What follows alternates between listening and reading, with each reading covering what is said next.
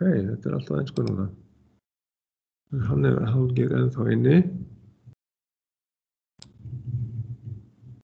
Þannig að þá hægt hérna að þessi sem sagt, ef þið farið í Calculator og Programmer, að ef ég myndi spyrja hvaða tölugildi eru þetta í taugakerfi, bara í þessum, taugakerfi þar sem við skiljum, að þá getum við sagt, þetta hérna floating point tala, hún bara eins og hún kemur fyrr, hún bara alveg eins og í taugakerfinu. Integer, þetta heiltala, þetta bara eins og í taugakerfinu. En hérna hexadecimal tala með F inn í þessu. Hvað geti þessi tala verið? Þá breytum við hérna yfir í hex og skrifum inn töluna, þá sjáum við komum hérna við bætast við bókstafir sem möguleiki að skrifa inn tölu. Þannig þá setjum við inn þessa tölu hérna 3, 6, 4 F og 7, 3. Þannig að þá var ég að merkja við hérna efst uppi hex og síðan smelli hérna decimal. Þá þetta taugakerfistalan, taugakerfi decimal. Þannig að þetta möguleiki, en það ekki víst að ég geri þetta kannski fyrir en í síðasta prófinu. Eins ef þið þurfið að breyta oktaltölu, sem sagt þessari tölu hérna, í taugakerfistölu, að prófið það, þá fórum við yfir í oktal hérna, skrifum inn 7, 5, 6, 5 og breytum yfir í decimal. Þá fáum við þá tölu hér. Svoleiðis getum við farið á milli talna kerfa. Og eins hexadecimal talan hérna neðst, þá að fara fyrst í hexadecimal töluna, biðja hexadecimal formið, þurrka út, skrifa 3E52, 3E52 og breyta því í smella þá síðan á decimal. Og þá erum við hérna með tölu í taugakerfinu, 15.954. Ég held að þessi komma sé 1000. Ef við skrifum einhverja stóra tölur inn í þetta, ég held að punktur sé decimal point í þessu kerfi hjá mér hérna í tölvunni. Þetta allt bandarist. Ég ætla að prófa að setja bara inn í taugakerfinu einhverja tölu, kannski 230.000 komma, þá sennilega punktur. Punktur. Hvað gerist þetta? Já, þetta hérna. Ekki að þetta setja flót hérna inn.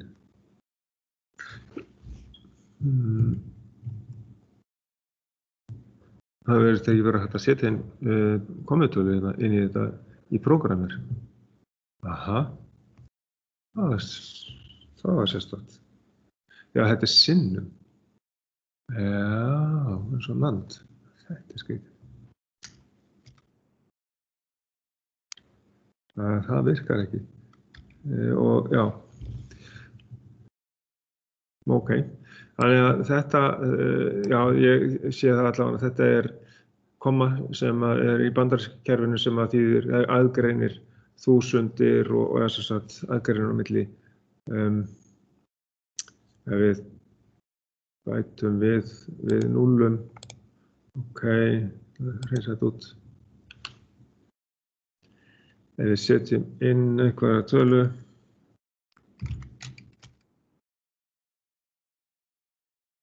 þá þetta milljón, 1000 og þá hexadesimaltala, oktaltala. Þannig að binary-tala. Þannig að þetta er ekki með floating point virðist vera. Ekki með sem sagt rauntölu. Þetta fyrir þetta prógrammir. Það er smá takmarkun í þessu. Svo að enda gerir það ekki til í sjálfsverð, því að til dæmis þegar við erum með rauntölu hérna eins og þessu komentölu hérna 0,36528, þá er þetta bara sama í taugakerfi, þetta er bara tugabrót. Ok, höfum ekki meira áhyggjur af því, þannig að það sem við eigum að gera meira í þessu prófi er bara það að búa til stigarit út frá formúlu og það er kannski eitthvað sem við þurfum að æfa örlítið hérna.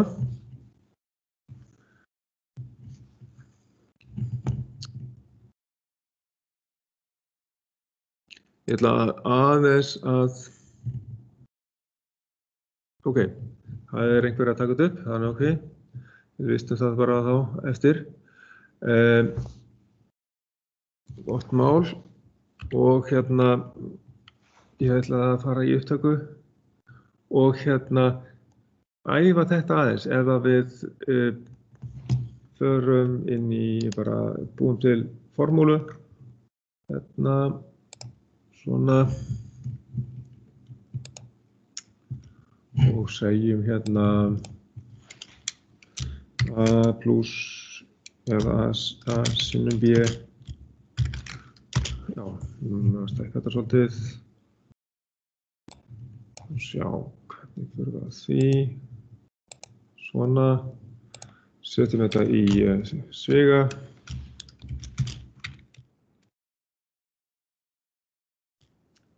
Segjum hérna plus sem bara já ok, plus c sama sem y. Myndi þetta vera? Útgangurinn heitir y sem sagt, allt sem er sem sagt hægra megin við samansemmerkið, það er sem sagt útgangur. Hvernig myndum við setja þetta upp? Ég ætla að ræsa bara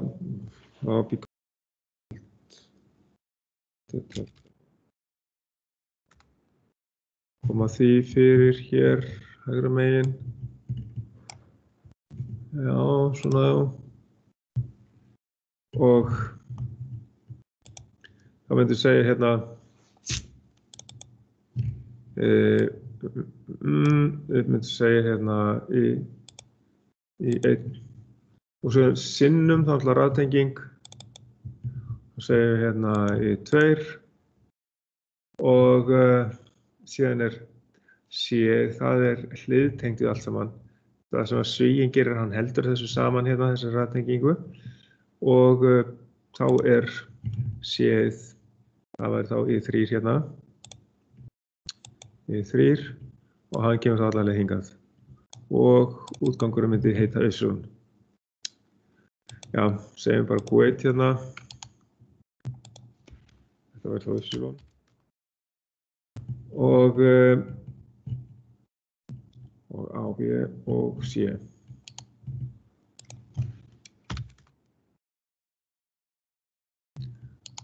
Og svo ef við gerum eitthvað fleira hérna í þessu. Sjá hvað. Og erum við hérna með aðra formúlu, segjum hérna A plus B. Þetta myndi vera í sviga.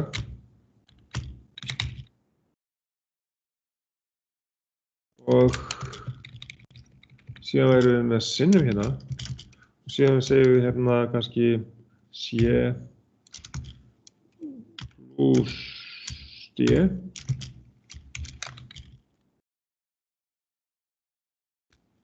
Á sögunum. og svo segjum við sama sem, sko, þá höfum við hérna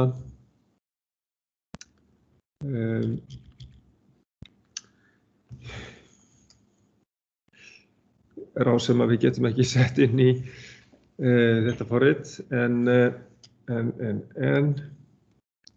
af því að, jú, við getum það, ok, við getum það, sama sem epsilon. Við gætum jafnvel flækt þetta örlítið til þess að sýna möguleikana á þessu. Við gætum haft þetta svona. Ok, hvernig var að setja þetta upp? Ok, A plus B, hvað er það? Það er hliðtenging á A og B. Setjum það, þetta er A plus B, þetta er hliðtengt, ok. Síðan kemur sinnum hinn svíinn. Hvað er sinnum? Ok, sinnum, það er raðtenging. Þá myndum við segja hérna C og síðan er það hliðtengt við D. Ok, þá verðum við bara að hafa D hérna. Og þetta er hliðtengt saman, ok. En svo kemur við út í útgang y. En hvað með hérna plus y?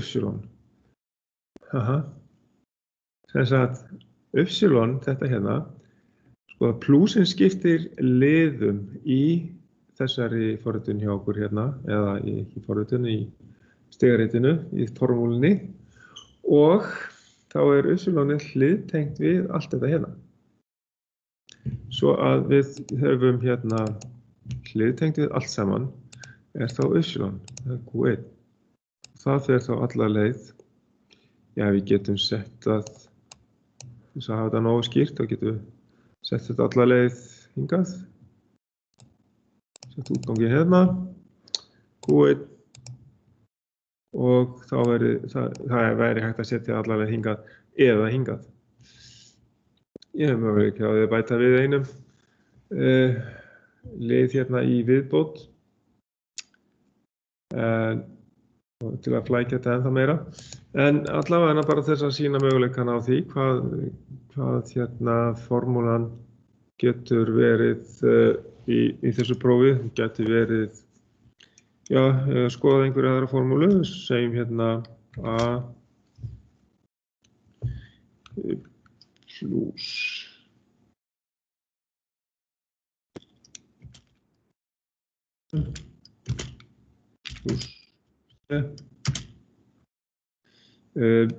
segjum hérna, gerum sinnum hérna D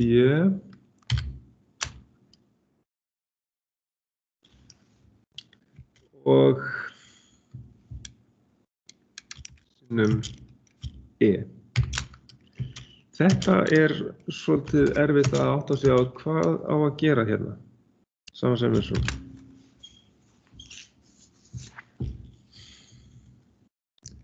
Sko, plusinn hann skiptir liðum, þannig að A hérna er einn liður, B er einn liður og síðan er allt þetta hérna, þrennt, það er einn liður. Ok, það vantaði hérna, það væri D og við höfum prófað að setja upp, þá er það í rauninni bara svona. Við erum með A hérna, við erum með hliðtengingu við B, síðan erum við með hliðtengt alveg eina rás hérna, CDE.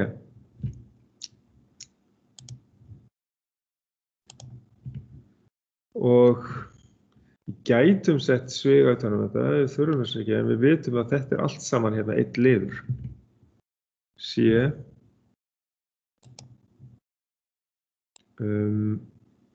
D og ég vantar merkingu á E.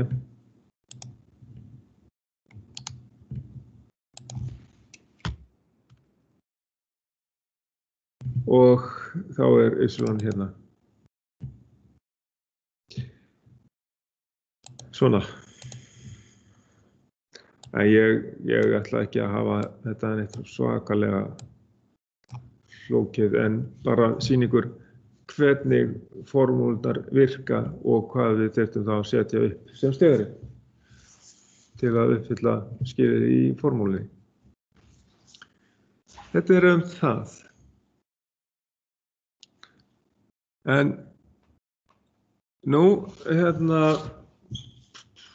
já, þannig að það eru þessir möguleikar sem að gætu verið til staðar einhvers konar samblanda af raðtengingu og hliðtengingu. Og þetta nægilegt svona efni fyrir ykkur til þess að hafa fyrir þetta próf til þess að geta leyst allan úr því. Það verður ekki flóknara en þetta og ekki eins flókið eins og þetta í sjálfu sér. Þetta bara sjáið möguleikana í þessu hvernig þið að tengja þetta saman með hvernig formúlan lítur út. Að svíinn heldur saman hlutunum og plúsin skiptir liðum þannig að við erum með ákveðna liði sitt hvoru megin við plús og það helst saman sérstaklega. Þá að athuga bara restin af því sem við kannski vorum að fara yfir síðast tíma. Það rauninni bara minnisárásirnar að þið hafið gert þetta verkefni og við erum búin að fara í þetta í annarri upptöku að North-flip-floppinn, hann hefur sett neðanverðu og reset á ofanverðu vinstra megin og síðan Q og Q0, það alltaf eins sett upp og bara mun að setja North táknin í minnistáttinn og tilbaka tengingarnar rétt. Ekki tengja saman ég aðeins sé það, heldur inn á innganga. Þetta eru 2 inngangar á þessum hliðum Og óskilja staða á North-flip-flop á inngangum það háttgildi á bæði set og reset og þá verður staðan á útgangunum 0 á bæði Q og Q0. Og svo höfum við NAND-flip-floppinn, teiknum upp 2 NAND-hlið, nú færist set að ofanverðu, reset að neðanverðu vinstra megin og Q og Q0 alveg á sömu stöðum. Q ofanverðu, Q0 neðanverðu og svo tengjum við tilbakatengingarnar inn á hina inngangana. Óskilja staða í NAND-flip-floppi, það 0 á bæði set og reset og þá þvingast báðir útgangarnir í háttgildi. Q og Q0. Og síðan var þessi sannleikatafla þessi aðferð hér að setja í teljarásinni, láta eitthvað útgang á andliði verða virkan við ákveðið tölugildi í töflunni. Gætum við látið útgang verða virkan við tölugildi 0?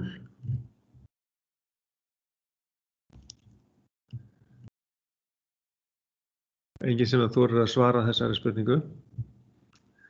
En svarið auðvitað, já, við getum gert það. Hvernig? Sem við þessa möguleika. Hvernig getum við tengt inn á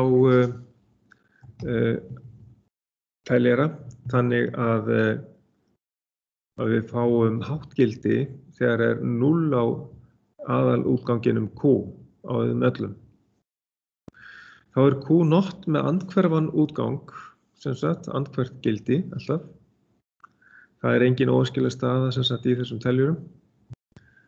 Það þá háttgildi allstaðar ef það 0 á A, B, C, D, þá háttgildi á Q0 á A, B, C, D.